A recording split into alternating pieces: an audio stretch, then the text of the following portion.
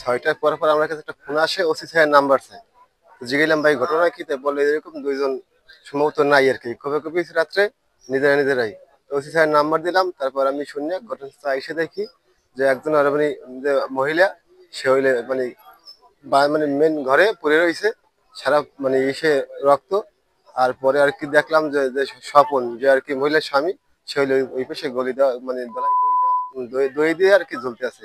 Bashundhara tissue, অশুদ্ধতার বিরুদ্ধে এক বিন্দুও ছাড় নয়।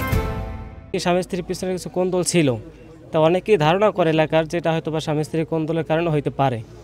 তবে এখন পর্যন্ত নিশ্চিত কেউই কিছু বলতে পারতেছে না, এটা হয়তো বা তদন্তের মাধ্যমে বের হয়ে আসবে। এক কথা বলতে জোড়া খুনই বলা যায়। স্বামী আর স্ত্রী একই ঘরে, একজন আর একজন।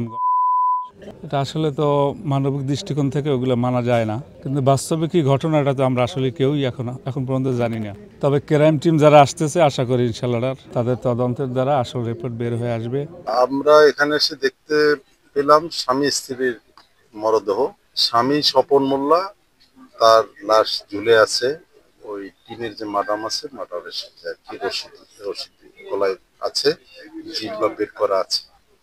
আর তার স্ত্রীর হলো ফ্লোরে মাটিতে পিছনের দিকে, বাম দিকে পিছনের দিকে জখম কাটা, মৃত অবস্থায়।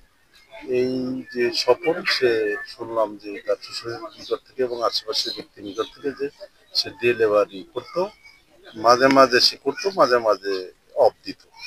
আর্থিক অবস্থা ভালো ছিল না, লোন আছে। আমরা এখন এটা তদন্ত করব, তদন্ত করার পরে বিস্তারিত বিষয়গুলো আমরা জানতে পারবো আসলে কি ঘটনা ঘটেছে।